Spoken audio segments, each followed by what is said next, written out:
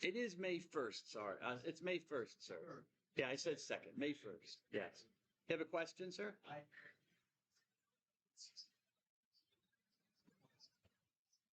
Okay, give me 1 second. Let me turn this off. Stupid commercials. All right, yes, sir. Oh, yeah, that's a good. Dad had a statue when I was little. And like I was. Yeah, I remember. I think it means prosperity. That you have these Buddhas smiling with big bellies and fat. You know, I think it's meant to show prosperity. And but I have to look more deeply into it. That's what pops into my head. I'm pretty sure I've come across it. I don't remember that. But that's my That's like a symbol. Like a symbol, like a common thing, or. Oh yeah, it's a symbol. It's not meant to be literal. It's not literally probably what the Buddha looked like. Yeah, but it's just a representation of, it could also be a representation of the joy or peacefulness of nirvana. He's smiling. You have other images of the Buddha with a smile on his face to show that he's been released in nirvana. But the fatness, I think, is for prosperity to show. Because I think they're associated a lot of times with good luck. All right, but I can look more into it.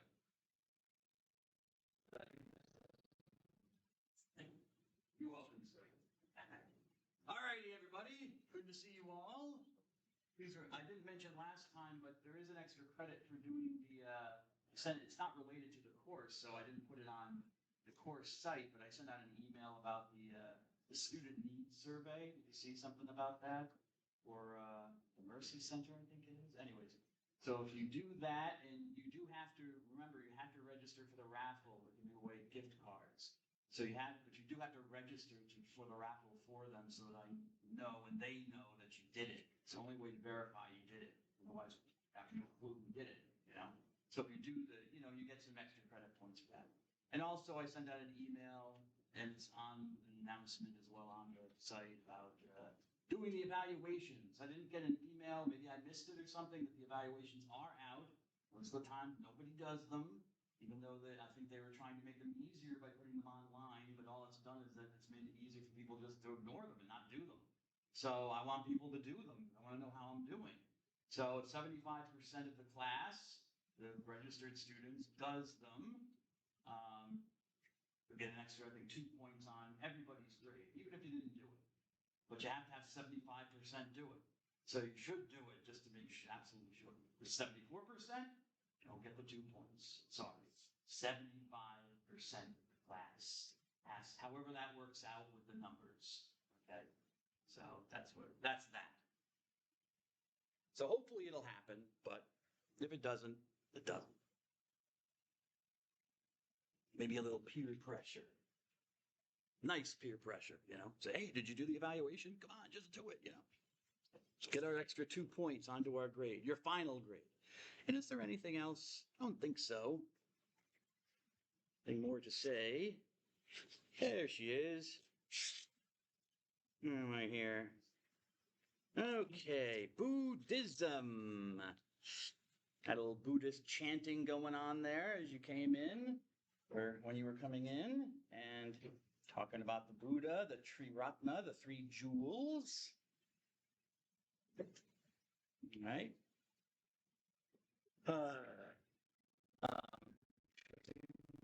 Something again. Okay. Anyways. The Buddha, the history of the Buddha himself. I'm not going to go through the whole history of Buddhism. You can read the textbook for that. I'm just going to give you the history of the man who founded the Buddhist movement, or I should say the movement of the Buddha, which was this guy, Gautama Siddhartha. Gautama Siddhartha, a.k.a. the Buddha, the enlightened one. Gautama is his family name, because in certain cultures, especially Eastern cultures, they put the family name first, not the personal name. So Siddhartha was his given name, but he came from the family of the Gautamas, so Gautama Buddha. And a lot of times you'll see him called Gautama Siddhartha. You'll see him called, or hear him called just Gautama Buddha. Gautama the Enlightened One, even though Gautama is not really his first name. It's his family name. But it's kind of like Christians will say Christ the Lord, which means Jesus, right? Even though Christ is a title, all right? It's not part of Jesus of Nazareth's name. So it's the same thing with the Buddha, Gautama, the enlightened. Okay, when did he live? Well, I'm giving you these dates, 563 to 483 BC. But scholars are kind of divided on the chronology of his life. This is the general time period when the Buddha is believed to have lived, but they have they're not sure because we're kind of basing it, the chronology on when a certain man named Ashoka was emperor of northern India. This guy Ashoka, who was a Buddhist, converted to Buddhism, and established an empire.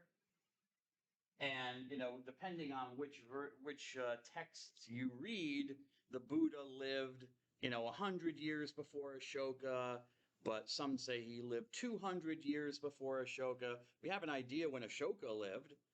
Ashoka reigned as emperor from around 268 to 232 BC. So if you go like 100 years before him, 268, then you're in 368. Or if you go 200 years, you're 468. Okay, well, anyways, I know it's confusing, but whatever. 268, what is it? 268 to 2 something? 232 BC.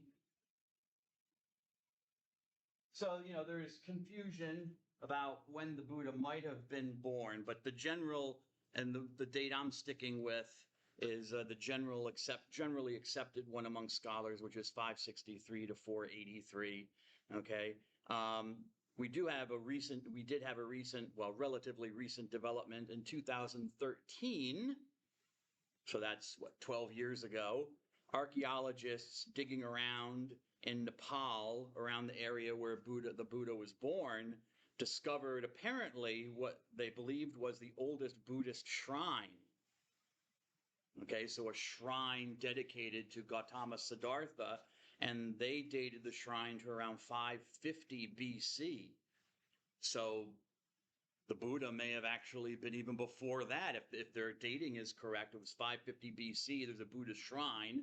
Well, logically, you would have to have had the Buddha living before then. So maybe even as far back into the 600s and maybe the late 700s. He is maybe when he lived. So based on this archaeological find in Nepal. Okay, he's called the Buddha, which means the enlightened one. Literally, it means the awakened one, the one who was woken up from sleep. Okay, enlightened and wakened, same difference. Don't worry about it. Anyways, the awakened one. He's woken up from sleep. He has been enlightened. That's what it means. Okay. He's also commonly called Shakyamuni, and it's an honorific title, which means the wise man of the Shakya clan. His clan was the Shakyas in Nepal, and Muni in Sanskrit means a wise person, a sage. So he's called the wise man of the Shakyas as well. And he was born in a village called Lumbini in modern-day Nepal, say generally India. There's a map there, but it's not a very good one.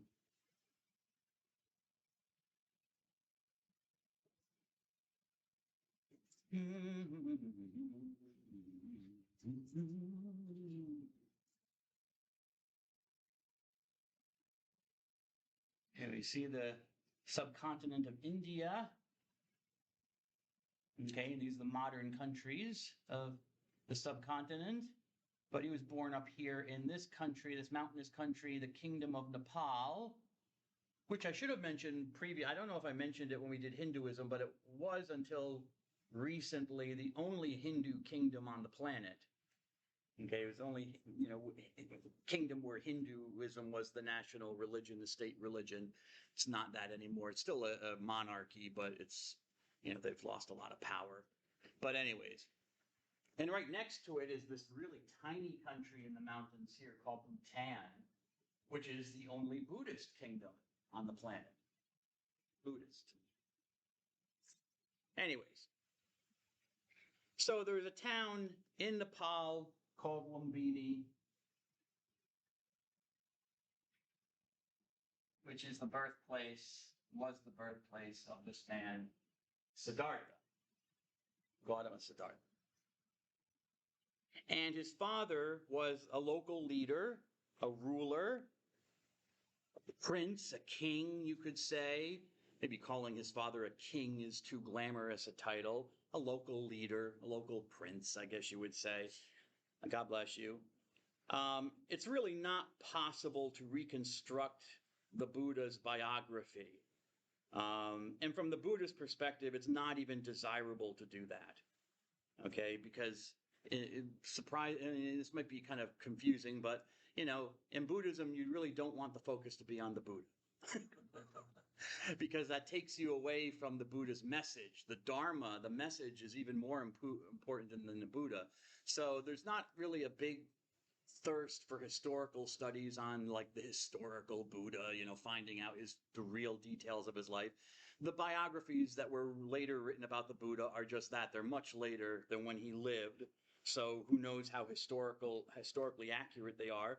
And there's just not a lot of interest in reconstructing his biography. So you take it for what it's worth. You try to pick out, whatever things could possibly be factual from the various biographies that were written later, but it's really not possible to really reconstruct anything. But we know some things. We do think we know some things. According to, his father was a ruler, so you could say that, a king, I guess. So you could say Buddha was kind of like a prince. He was the son of the ruler, so he had some status in the society. And according to the story, Ms. Francis, and you find this story repeated in other cultures as well, some holy man or some prophet came to his father, the Buddha's father, and prophesied that his son would be either a great ruler or a great holy man, a great ascetic like himself. He'd be a great ruler or a great ascetic, a great holy man, okay? Well, you can imagine which one the father wanted Siddhartha to be, right, Ms. Ramnath? I don't want him to be some grubby ascetic who's going around begging for his food and, living a poor life. I want my son to have the best. I want him to have everything. He's my child. So I want him to succeed me and become a great ruler. So dad decides to do whatever he can to make sure that that part of the prophecy comes true. He raised Siddhartha in the greatest luxury and splendor that they could had in some, what we would probably have regarded, dirtbag little kingdom. I mean, their splendor, what they had over 2,600, 700 years ago, what they thought was splendoriferous. But he raised him in the greatest luxury and splendor.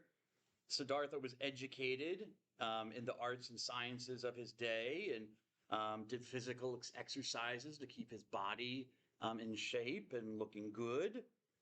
And he was sheltered. He had attendants, handlers around him all the time who were supposed to make sure that Siddhartha didn't see anything that might disturb him, take care of him. When he was 16, he got married. He married a woman and had a child by her. But he was not satisfied with his life. He had all this luxury, but he still was kind of a searching personality. He wasn't satisfied with everything that he had.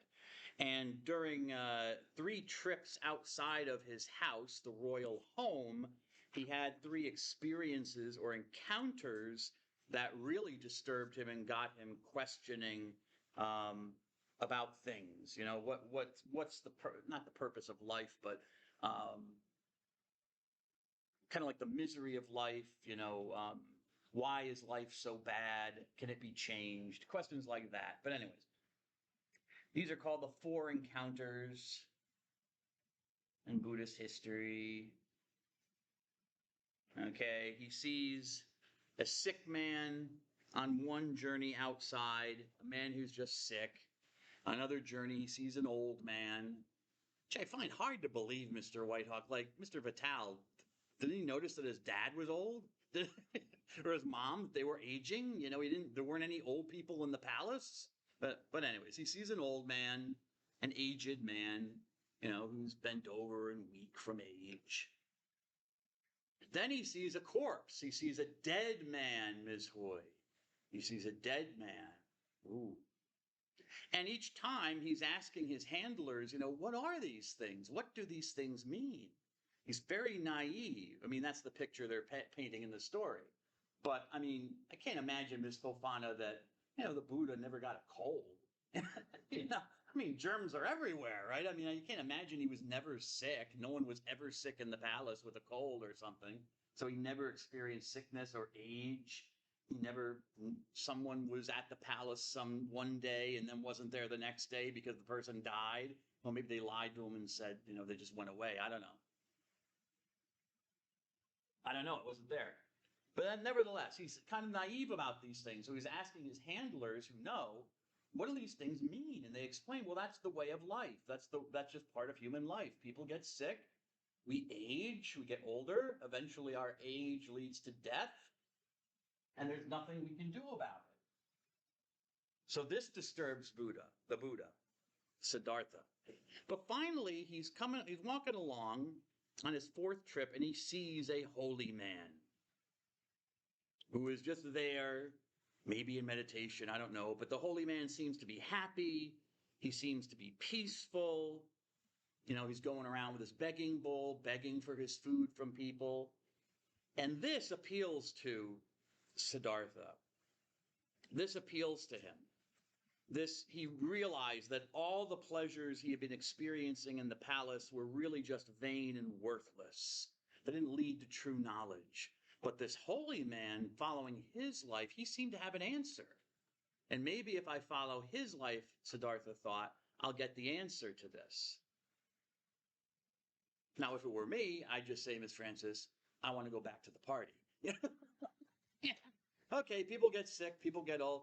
Who cares? Bring in the girls. It's like, bring in the Indian food, Come on, dance for me, ladies. But no, he wants to find out why these things happen. What's their purpose? And so he's compelled to become a holy man. Okay, so the father basically fails in his efforts. He's at the age of 29, so in his later 20s, he is driven to become an ascetic, a holy man. And so he leaves his home, he leaves his wife and child, and he settles in northern India where he lives with 5 disciples, and he lives in extreme self-denial, the life of a holy man, so not eating a lot, I'm presuming not drinking a lot either, basically starving himself, meditation all the time, centering the mind in meditation and stuff like that. And so disciplining yourself physically and also mentally. Now, this was all within Hinduism. He is a Hindu. You have to remember this about the Buddha. He is a Hindu. He's a man of India, okay? He wasn't founding a new religion, okay? He went out and was following the path that was laid out for him traditionally from what we learned in Hinduism. About these are the things that you do to reach enlightenment and be released from the cycle of death and rebirth. So he assumes all the ideas of Indian religion, and that's what he's seeking. He's not a Buddhist yet. There is no Buddhism. He is a Hindu holy man, living according to what the Hindu holy man would do. And he was apparently good at it. He starved himself almost to death. He ruined his physical health. Apparently, he fasted so much that, according to the story, all of the hair fell off of his body because he had fasted. He wasn't eating. But by following the rules and the standards of Hinduism, he didn't feel like it was actually doing anything. It didn't end samsara. It didn't end the cycle of death and rebirth for the Buddha. In fact, it wasn't giving him any knowledge at all. All it was doing was ruining his health. He's like, okay, I've done the fasting, I've done the meditating. Is something going to happen? It hasn't solved the problem. People still get sick, they still get old, they still die.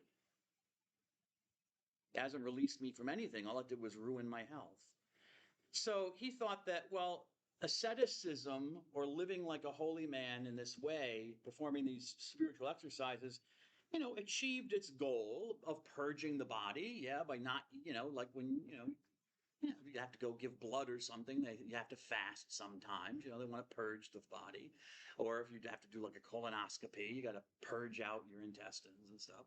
So yeah, not eating and stuff, that purges the body of impurities. And mantras can help center the mind and focus the mind and purify the mind.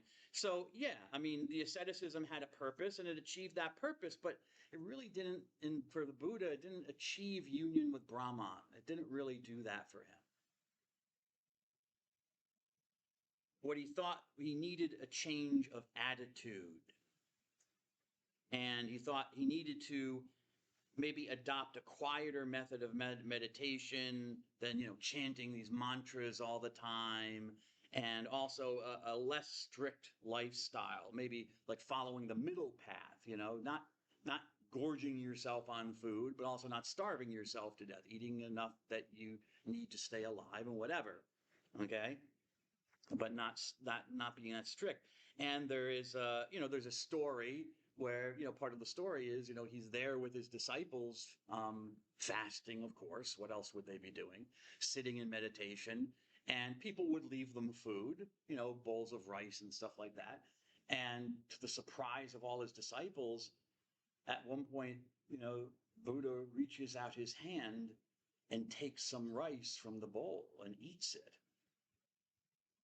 Now, I could understand Mr. Belfield if he took the bowl away. That might be, that I might lose a little respect for the Buddha then. It's like, hey, the Buddha's out of control, It's like, I just took it. But that scandalizes his fellow disciples, who lose all sorts of respect for him. They are horrified that he has broken the fast, and they leave him. They leave him in disgust. He's a poseur. He's lost it. So they leave him. Well, that's okay. The Buddha, decides he's going to go his own way. And so what he does is he sits under a Bodhi tree, or a fig tree. A fig tree. Figs are fruit, So he sits under a fruit tree and contemplates. He basically sits down and says to himself, I guess, okay, Siddhartha, we're going to think this thing out. Or think about this thing until we have it figured out. And I'm not going to leave this spot until I have it all figured out. And so that's what he does. And this tree, this fig tree, would later come to be known as the tree of enlightenment, hence based on the word Buddha, which means to be enlightened or awakened. It's called the Bodhi tree. This fruit tree now becomes the Bodhi tree because he does achieve enlightenment. He sits there and contemplates, and through a series of stages, he finally gets it and becomes enlightened, awakened. He becomes the Buddha then, under the tree of enlightenment. There's just an image of stone carving of the Buddha sitting. Well, he's not really sitting under a tree, but he's sitting on a snake. But a snake appears in the story, so that's okay. But anyways, sitting there waiting for enlightenment, searching for enlightenment, or to be awakened. So what happens? Well, over a series, I guess 3 nights. I think it's 3 nights. But, on one night, he sees all of his previous lives pass before him, his previous existences. On the second night, he saw samsara, he saw the cycle of death and rebirth, and he recognized the law that governed it, why it was happening. And on the third night, the truth was revealed to him, the knowledge of why there is suffering in the world, where it comes from, how do you get rid of it? Well, the fact that you can get rid of it, and then how you get rid of it. And boom, he attained what is called nirvana. We'll get to nirvana. Nirvana is kind of a hard thing to define. It's not heaven. It's kind of like a state of don't matter anymore. It's almost like, it's a wafting away. It's like, it doesn't matter anymore. You suffer, you feel good. Because he realized there really was nothing there to suffer. It was the soul was an illusion. So there was really nothing suffering. So it didn't matter if you suffered. It didn't matter if you were happy. That's kind of like what nirvana is. It doesn't matter. We'll get to that later. Anyways, now, according to the story, this is where the demon shows up. Mara. This demon Mara. Because there still are gods and demons in the story. Even though Buddhism, some forms of Buddhism, the traditional form really Buddha didn't care very much about God or the gods. He wasn't a theologian. And that wasn't his question, like, how do I find God? That's not even the question in Hinduism, right? It's not, how do I find God? Which God should I worship? It's, if you worship a certain God, it's how does this God get me out of samsara, right? How is this God going to get me out of the cycle of death and rebirth? You just don't worship the God for the sake of being a God. It's a little bit different from, say, Judaism or Christianity or Islam, where you worship God because he's God.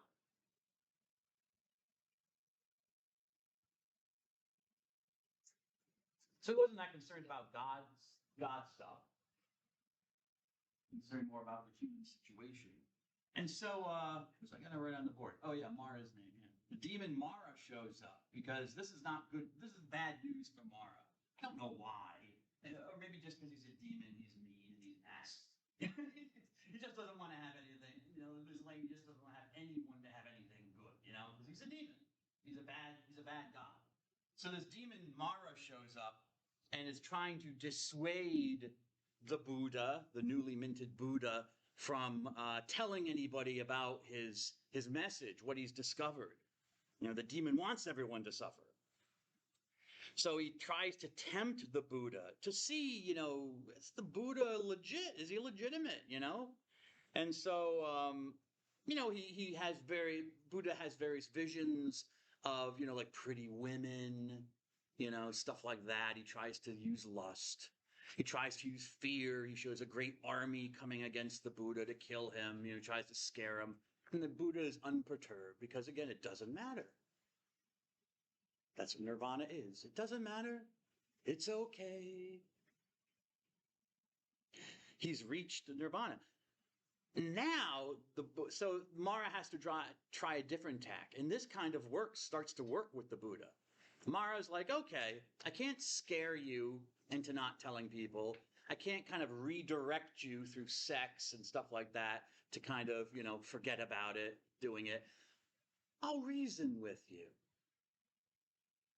Buddha, you don't need to tell anyone, because even if you try to tell them all this that you've learned, they won't understand it. People are stupid, Buddha. People don't care. They just put their earbuds in their ears and they go on their merry way. I'm not talking about you people. I'm just using an example. It is. It's people driving their cars with these earbuds. They're like, Anyways, they're common folk. They're not going to understand and they won't care and they'll hate you for it. They'll misunderstand you and hate you for it. They're not ready for it or mature. They still want the world's enticements. People want lots of food and fun and sex and money and all that. They want all of that. They don't want the message you're going to bring them. And the Buddha himself is like, okay, Mara, that's not too bad. You're kind of right. I'd be kind of wasting my time. So, because Mara's thing is, you're enlightened. That's good for you. You've reached nirvana. You figured it out. You get the prize. So just go enter into nirvana and float away. And don't tell God's sake, don't tell anybody else about it. And the Buddha's kind of like, yeah, maybe I should just do that. There's no purpose. And he's right. But there's another intervention. A god shows up. The god Brahma. Ooh, we've heard of Brahma before. Brahma shows up. He says, no, Buddha, you have to tell people. Brahma uses what's called the image of the lotus flower. Okay, lotus flowers are flowers. They're plants that kind of they float on the water, and they grow these beautiful flowers called lotus. The lotus. Okay, very big in Asian culture. You see it all over the place. You see it in Hinduism and Buddhism and stuff like that. Anyway, the symbol of purity. Also, I think it's a symbol of eternity as well. But anyway, but they're on the water, so their roots are down underneath them. They're in the muck and the dirt. Brahma kind of uses this image of like, yes, most souls, most people are like the lotus flower, just floating through the cycle of death and rebirth, like the flowers floating on the water, with their roots in the muck, the slimy dirt muck of the pond. Yeah, but there are some that are trying to push themselves up out of this muck. And those are the ones you have to go back to give them this message so you can lift them up. There are those lotus flowers you need to lift up and with your message so that they can enter nirvana too. They will understand you. They're struggling to blossom, and you can help them blossom. You have to share your knowledge. And this convinces the Buddha that, okay, he's entered nirvana. So in Buddhist belief, he's actually been transformed. He's not kind of there anymore, but he only appears to be there anymore. Nevertheless, the Buddha decides to kind of go back to an earthly life, even though he's in the state of enlightenment, and teach his message. Okay? And which he does. He gets up from the tree, and then he goes to a park.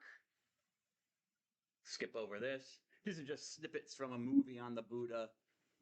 Actually, well, it's not totally on the Buddha, but it has the story of the Buddha in it with Keanu Reeves from way back when, before he started, I don't know, shoving 20 knives in people's chests and garroting people while he shoots someone else in the head. He's supposed to be a Buddhist. I thought, Buddhists didn't kill, but anyways. And he preaches to the crowd. He preaches what's called his first sermon, the first sermon. Here's your definition, okay? The longer name in Sanskrit or in Pali. These are two different languages. They're related languages, both Indo-European languages. I kind of flip between both. Sanskrit is, we encountered with Hinduism, but most of the sacred writings of Buddhism are written in this other language from India called Pali, which is a little bit, it's related to Sanskrit, but different. So I kind of, sometimes I hear I'm using the Pali, Dhamma. If this were in Sanskrit, it would be the Dharma Chakra Pavatana. But in Pali, it's Dhamma instead of Dharma, Dhamma, and then Chakra instead of chakra. So the Dhamma Chakra Pavatana. This event is called the setting the wheel of Dharma in motion. The setting of the wheel of Dharma in motion. Dharma is kind of like a wheel that turns. Okay, so you see this often at Buddhist temples and shrines. They have a wheel that people will come in and they'll turn it. They'll spin the wheel. Okay, it's also used as a symbol of Buddhism, a wheel. Okay, so setting the wheel of Dharma in motion. Dhamma, which means Dharma. Chakra is, what is chakra? Is that motion? No. Is that wheel? It's a wheel. Sorry, chakra is wheel. Chakra. And pavatana is the verb, to set something in motion. Okay, so by preaching his first sermon to people in this park, he outlines his vision or his understanding of how suffering can be eliminated. Okay, the deer park. I don't think I put it. Here's a picture of it in India, still there. It's called the Deer Park in the city of Varanasi in northern India. It's traditionally where he's said to have preached this sermon. And, lo and behold, the disciples who had abandoned him were actually in the crowd listening to him, his companions, and they became disciples again immediately. They're like, oh, they recognized the wisdom. Oh, he's got something here. In fact, one of the disciples understood it so well that he entered nirvana, boom, right then and there. He understood the sermon perfectly and immediately was enlightened himself. And other people join the Buddha. Some of his family members also become his disciples, like his son that he had and his aunt. becomes the first, I believe she's the first female Buddhist nun, the first nun. Okay. So he gathers around him a group which is called the Sangha, the community of those who follow the Dharma, the teaching. And those who belong to it, the ascetics, are called bhikshus. Bhikshus. If you're a woman, bhikshuni. N-I if you're a woman. So bhikshu or bhikshuni. Say ascetic here. We say monks and nuns. Just makes it more understandable, I think. The male and the female components. So, and you might say to yourself, well, so what is this? Like a monastic religion? Yeah, it is. He's basically like founding not just a religion, but a religious order. You join this order. You leave your regular life and you become a monk or a nun in the community where you pursue the Dharma full time to achieve nirvana, because nothing else matters, running a business, having a large family. These things just cause suffering. People want to be released from that. And that's what his job is. It's not like to make human life better, like live a better life or something, be more fulfilled. It's to end suffering and what causes it. So what is it? Well, oh wait, hold on. This is more of his, am I going to say this or is this part of the Dharma? Hold on a second here. That's the Dharma. All right, I guess I want to go back to that before I get to the Dharma. Whoops, sorry. All right. So he founds this community. It was now it is Buddhism. We can say it's Buddhism properly speaking. It's not another form of Hinduism. Why? Well, the first major difference is that the Buddha does not base his teaching on the authority of the Vedas. Remember the Vedas? Okay? So right there, it cuts off his group from traditional Orthodox Hindu religion. Okay, because there are different versions, a lot of different versions of of Hinduism, but they all accept the Vedas to be truly Orthodox Hinduism. Jainism does not. I mentioned Jainism before. That's why that's cut off. But Buddhism does not accept the usefulness of the Vedas, so that's cut off, or it's cut off from Hinduism. Also, the caste system. There's no caste membership with it for the Buddha. So anyone can join the Buddhist community. Well, not women. Even the Buddha doesn't want dames. He hesitates. He doesn't want women to join. I mentioned that his aunt joined, right, Ms. Vesey? But he refuses her at first because women, in his view, were continuators of the cycle of death and rebirth because they kept having children. It's not a good thing. It's continuing samsara. It's not ending it. So he's like, no women can join. It's a male-only community. But Prajapati, his aunt, shows up with her head shaved, dressed in the robes of a monk, and she kind of impresses Buddha. And Buddha's like, okay, he's kind of forced into allowing women to join. But even, he felt that was dangerous. Nevertheless, he's persuaded, but he does complain a little bit. He says that, okay, we'll let women in, but you know what? If I hadn't let women in, Ms. Winko, my Dharma would have persisted for 1,000 years. Because the women are now part of it, it'll only go on for 500. Ms. Rayner, dames is trouble. Dames is trouble. As I'm sure maybe you've noticed by now that, the question of women is an issue in every religion, right? There's something about women. No.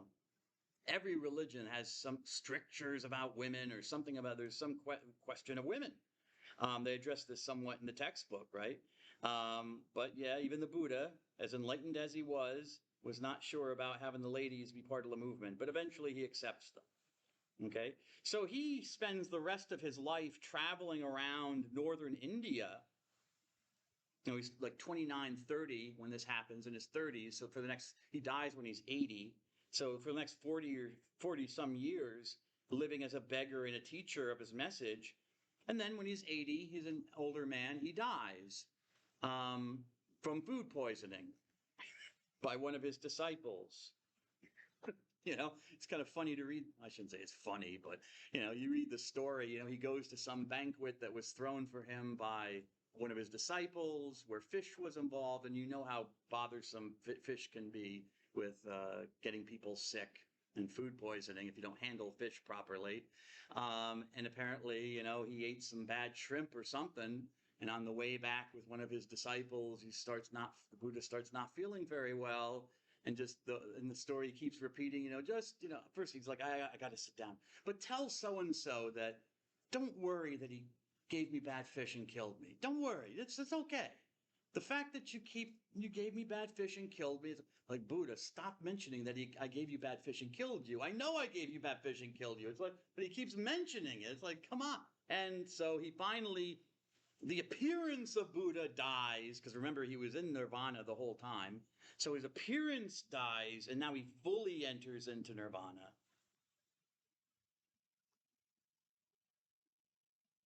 So that's the end of the Buddha and the beginning of his movement. What was his teaching? What did he find out under that fig tree? Well, first we have to understand that the Buddha is not a god, although he is kind of worshipped in some forms of Buddhism. He's not an appearance of a god like Vishnu, and he's not a savior. He's not saving anybody. That's not his role. So he's none of these things. Although in later forms of Buddhism, in each of these, he will develop into these things when we get to Mahayana Buddhism. And one of your articles, which I hope you've read, about Pure Land Buddhism. Does anyone read that one yet? About the question of meditation and how they've had to change their religion somewhat in America, because when Americans think of Buddha, Americans don't know nothing. I shouldn't say that. Religion, we know next to nothing, I guess. I'll give that. Next to nothing. So we know Buddhism as it's filtered through our Western culture, and everyone thinks Buddhism is about meditation, mindfulness, sitting around, clearing your thoughts. No, that's not what all forms of Buddhism are about. Even some of the most popular forms. They're about chanting mantras, worshiping the Buddha, seeking the Buddha as a savior. And so Pure Land Buddhism in America has kind of had to transform himself, because people are constantly calling the temple saying, when are you having meditation? And the Pure Land Buddhist priest is like, we don't do that. Oh, click. And nobody shows up to the temple. Because they just don't respect it. They don't understand it. It's not what they want. This isn't McDonald's. So they make up a Buddhism that they want. Well, Buddha is a savior in some forms of Buddhism. Some of the most popular forms of Buddhism. He is a savior figure. The Buddha was not a theologian. He didn't care about the gods. He didn't say there weren't gods. There are gods, but they're doing their business, and he's doing his business. Okay? How did he describe himself? Well, there's a famous story called the Parable of the Arrow, the story of the arrow, in which the Buddha describes kind of what his view of himself is, how he sees himself. And in the story, let's make sure I get it right. So I have my notes here, but I think I'm getting it right. One of his disciples comes to the Buddha and says, teacher, I came to follow you because I was looking for answers to all these questions. Like, what are the gods?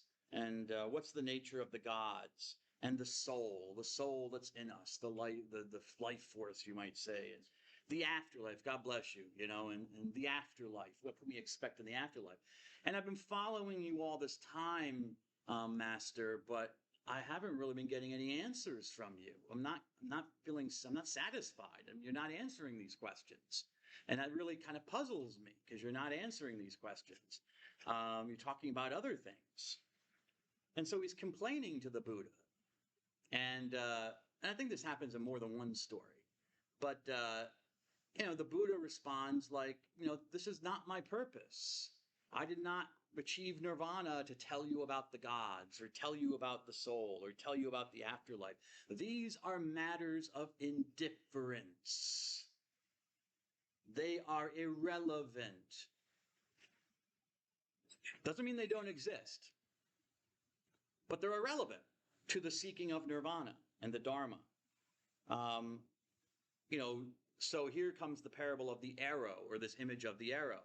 The Buddha says, I'm like, it's like a man who has been shot with an arrow with poison smeared on it. Okay? This is what you are. He's saying to the disciple. You're like a man who has been shot with an arrow with poison on it. Okay? And as you're on the ground writhing, dying as the poison goes through your blood, your veins and kills you, you're asking, I'm the doctor who's trying to save your life, to try to take the arrow out, clean out the poison, and save your life. But you're there asking me all these dumb questions, basically. He didn't say dumb questions. He didn't say the guy was dumb. But these are relevant questions. What is the doc? What's that in your hand? What's that in your hand? What are you going to do, doc? What kind of arrow was it, doc? Do you know what kind of poison it was? It's like, shut up and let me save your life, And that's basically what the Buddha is saying. I am like a doctor, a physician who's trying to save you, a man who has been shot by a poisoned arrow. I diagnose the illness and I try to treat it. You don't care how the arrow got there. You don't ask who shot it, how far it was shot from.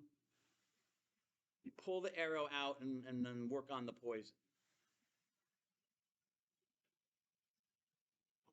Now, what is the arrow and the poison with the poison on it, and how is it treated? Well, that's through the Dharma, which is the Buddha's teaching and his way of life. That's what Dharma means. Well, we know Dharma from before, way before in the course, when we talked about religion. Dharma can have a whole set of different meanings. Can mean teaching, can mean ritual, can mean ethics, and the root of all existence, the Dharma of the universe. Okay, can mean religion, can be used for religion. God bless you, Ms. Lane. But here it's being used in the sense of the Buddha's teaching, his insights. So Dharma is more important even than the Buddha himself. I mean, there's a story, I think this comes from Japanese Buddhism, Zen Buddhism. But anyways, there's a story like, one of the monks said, well, what do you do if you're walking down a pathway and you encounter the Buddha? You see the Buddha walking towards you. Well, and the answer was, well, if you see the Buddha, then you must kill the Buddha.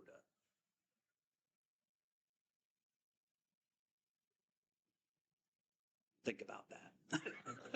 But what does that mean?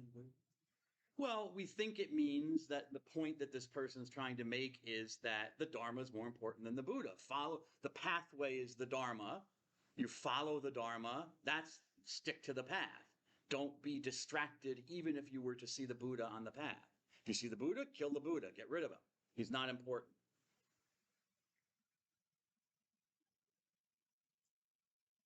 The Dharma is timeless. It's what the Buddha found. Or we could say what found the Buddha in a way. And by following the Dharma, you achieve nirvana, which I'll talk about later. So the Dharma is summarized in these realizations. These are the realizations that Buddha had on that third night sitting under the fig tree when he became enlightened. The Four Noble Truths. He realized 4 facts, one might say, 4, axioms of human existence. The first one is the knowledge of suffering. Notice it's all suffering, okay? But this word suffering, I'll give you the definition here. The word in, I think this is also Pali, is dukkha. You see it? How do I spell it? I have 2 Ks here. Which one am I doing? Maybe that's the Sanskrit. This is the Pali. All right.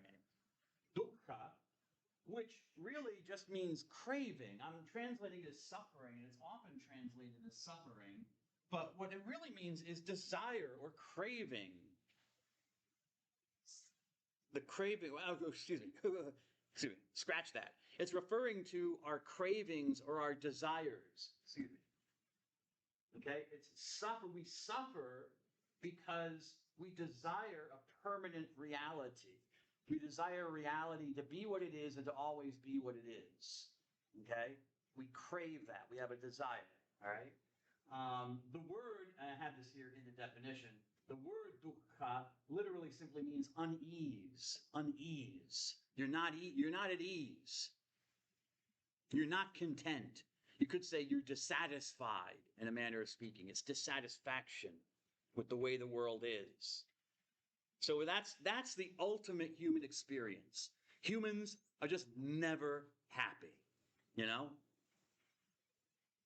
You go to Starbucks or you go to 7-Eleven and, used to be back in the 70s and 80s when I was growing up, you got a little, maybe 12-ounce cup of juice or soda or something. And then somewhere in the late 80s, early 90s, people thought that wasn't good enough. You had to have the big gulp.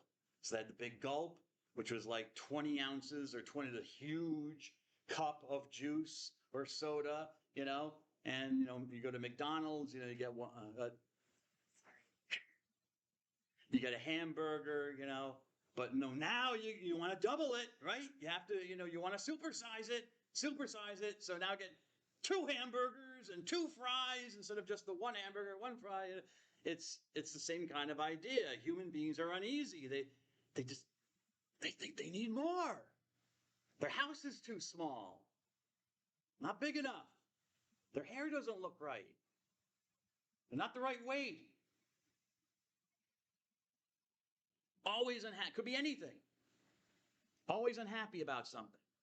Never good enough. Ever hear your parents say that to you? It's never good enough for you, Amber. So my mom says to me all the time, could never hold you enough, could never kiss you enough, could never give you enough, which is true. That's why I am the way I am psychologically. I'm sorry. It's apparently how I was born, because I've always been that way. We can't get enough. So we have cravings. Reality, whether it's good or bad reality, is changing and impermanent. It's not stable. So both pleasure and pain are fleeting and temporary. Sometimes we might be in pain, we might have great pleasure and happiness, and other times we have great sorrow and pain.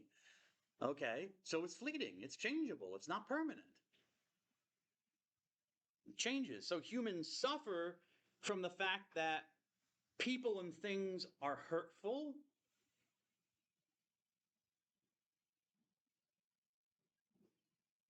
We're never fully satisfied, even with good things.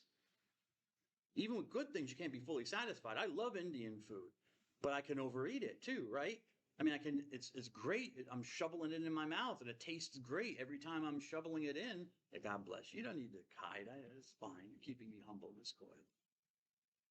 Tastes great. Every time I shovel it into my mouth, even when I'm overeating, my stomach is full and even my body's in pain, telling me stop eating. But it tastes so good. So even good things can be overdone. We're never fully satisfied, even with good things.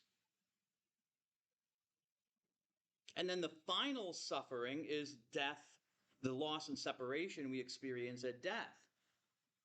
Those whom we love and enjoy having their presence, but then that's taken from us.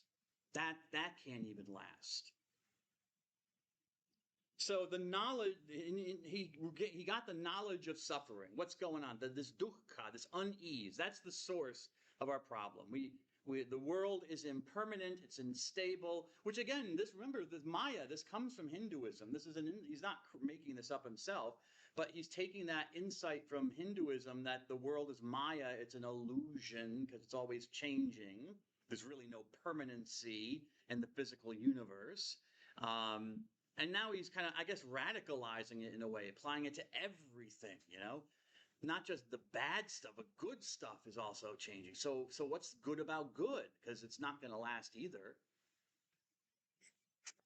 So what's the origin of this suffering? So he knows what it is. He thinks he knows what it is. Where does it come from? What's its cause? Karma. Karma. which we've encountered before. Again, a Hindu concept. So he's assuming a Hindu view of the world. Karma.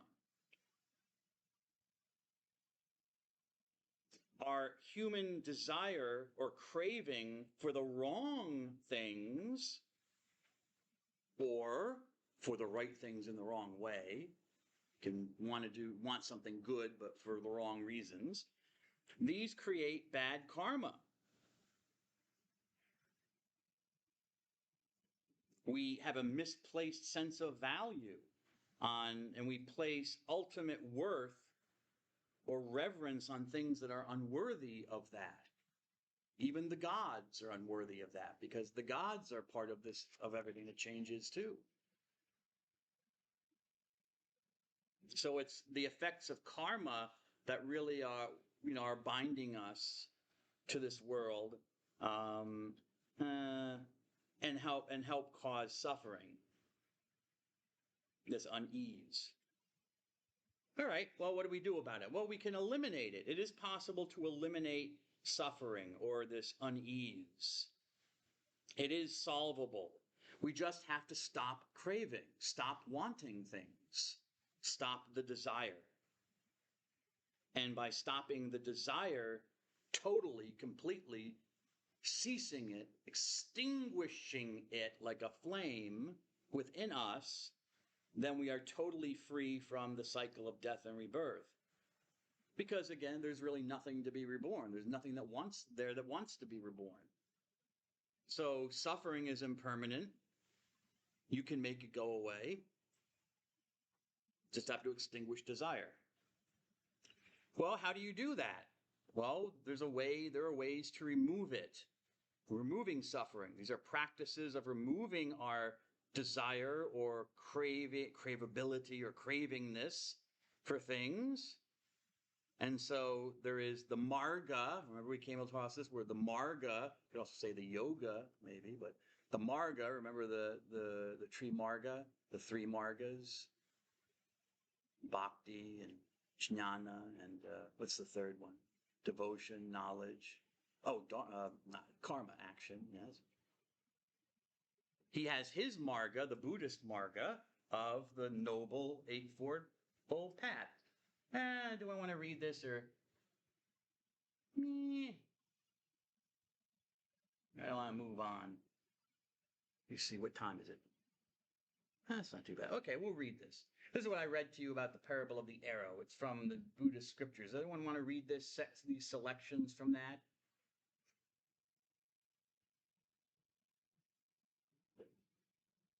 Yes. Don't all jump at once. Let's see here. Mr. Vital. The whole language period. Yeah, go ahead. It is as if behind it's records and skeletons and inquisition and the sick man who said, have his hair taken out until I have it. Or to move to agricultural gas or again, he was I want to have his hair taken out until I have this. So, or again, he said, I will not have his hair taken out.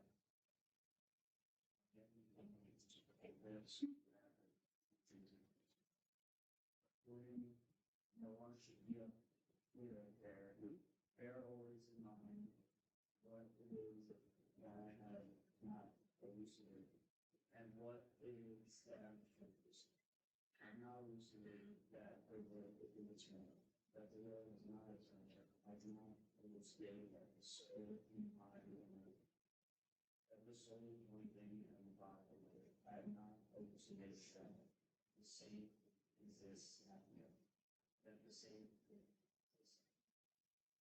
What reality, what have I elucidated? As we, between have I elucidated? The cessation. Good. Between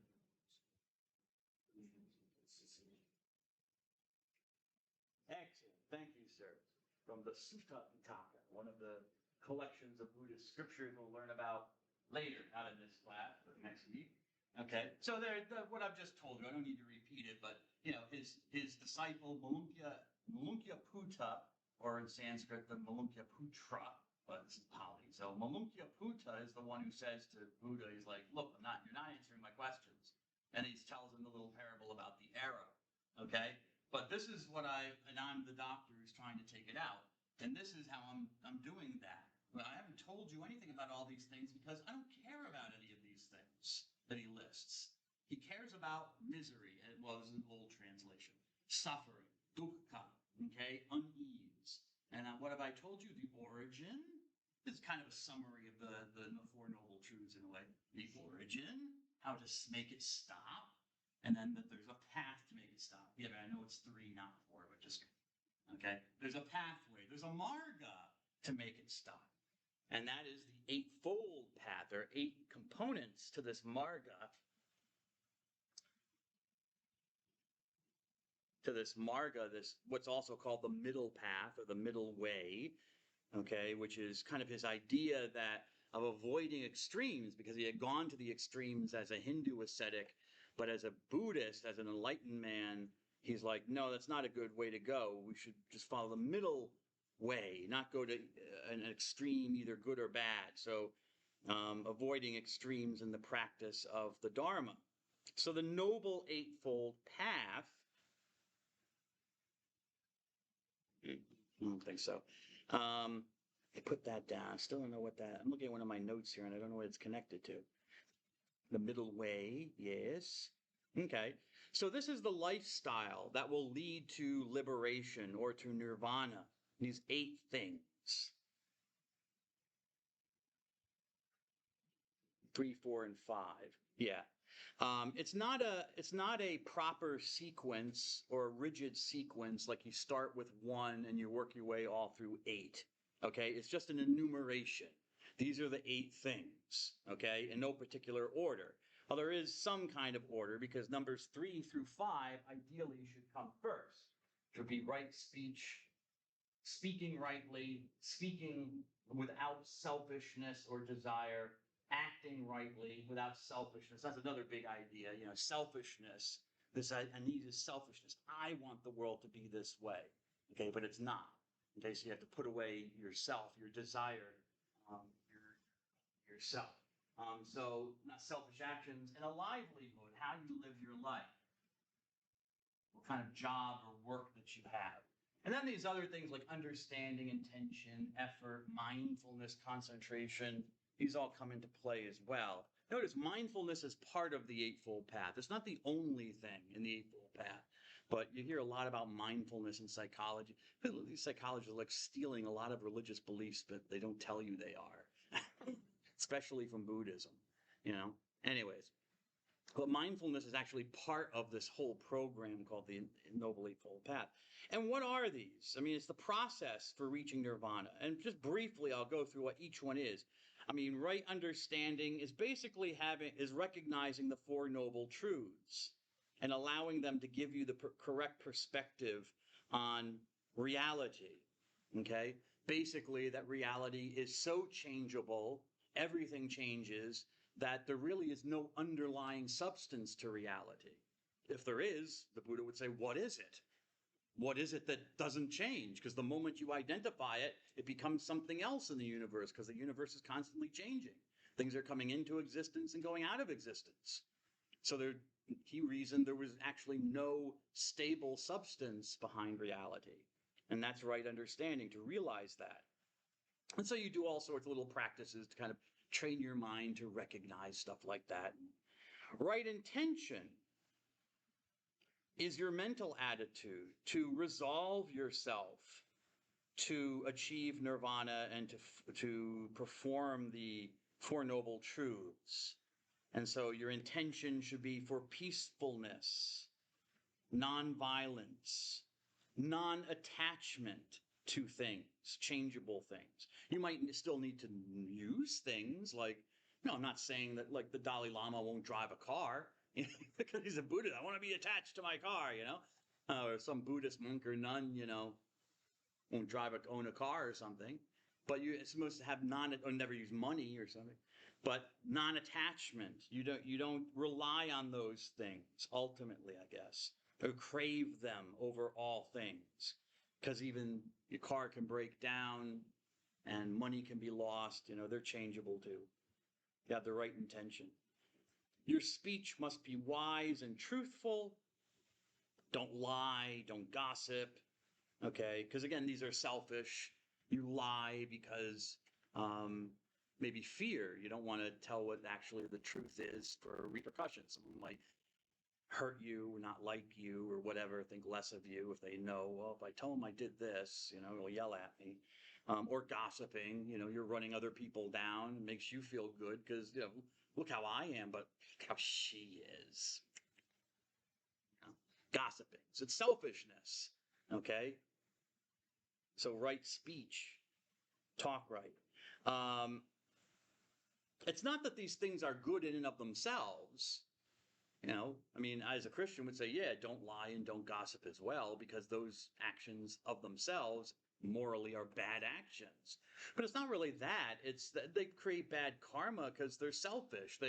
They're self-centered. They exhibit craving, this desire, I guess, to exalt yourself. And that's part of the problem, right? That you want to get rid of, craving for things. Ego. Right action, so moral behavior comes into play. You don't want to do anything that threatens or harms other human life, so murder and stealing or adultery.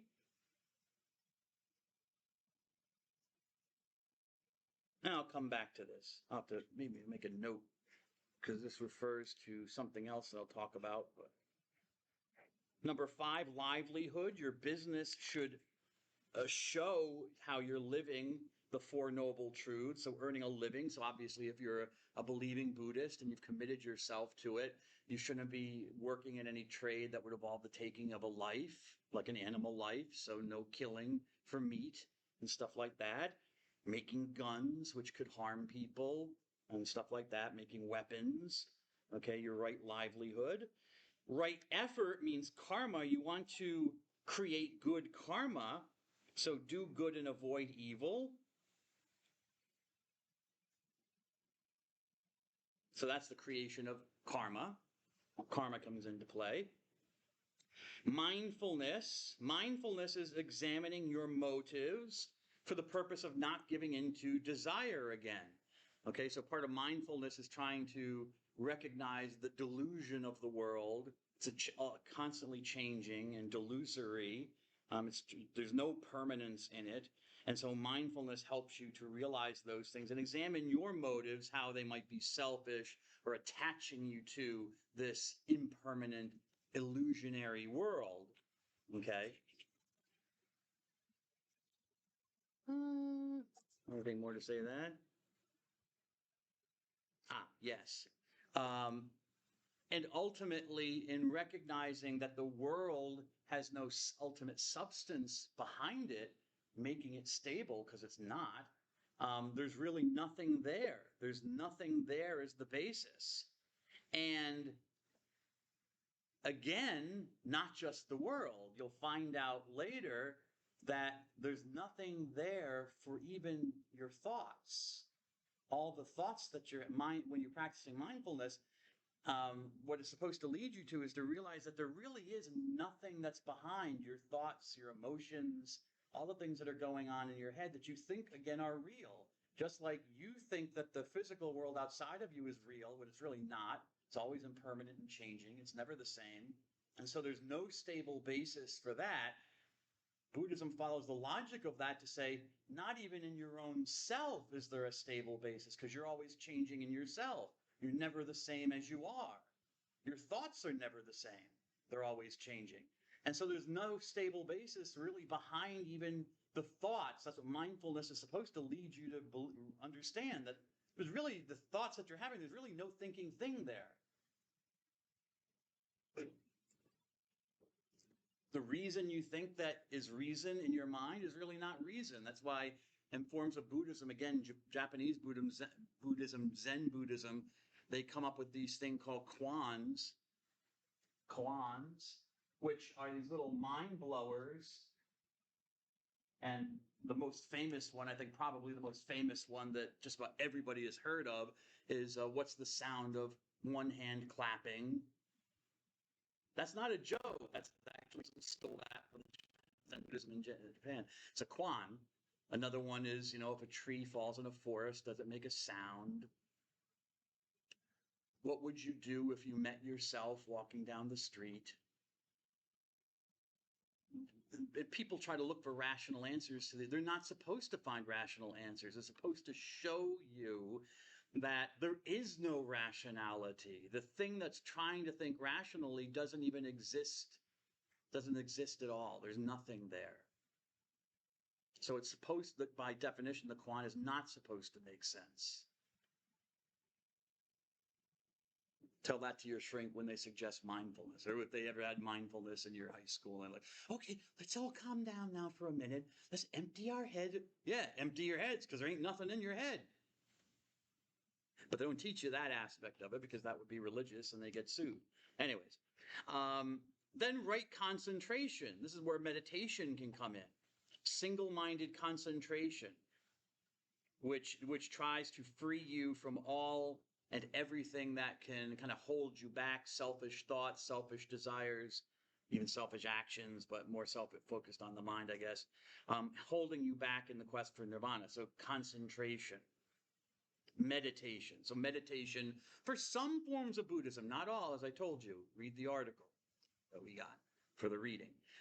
Some forms of Buddhism, yes, meditation is supreme. It's very important. You heard the monks chanting mantras. But even then, the words of the mantra sometimes make absolutely no sense, Ms. Boritz. And it doesn't matter. It doesn't even matter what the mantra is. Because you're not praying to anything. But the mantra, the words of the mantra don't need to make any sense.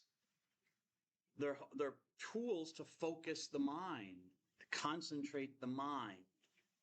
That's what they're there for. Not to give praise to some god, okay? Or like in Hinduism, the mantras are words of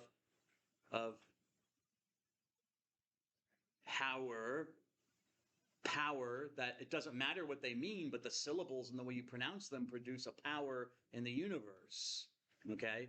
So they do something. In Buddhism, the mantra is just there to help you focus the mind. In some forms of Buddhism, the mantras are very important, but in meditative Buddhism, not so much. Okay. Yeah, so Mr. Prinzio has let me know that it's time to go. So I will see you next week. God bless you all. Enjoy your weekend.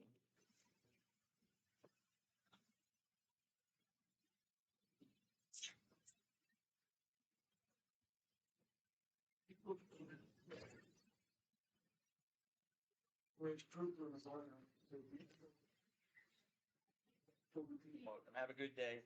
Thank you. Thank you. Have a good day, sir. Have a good day, miss.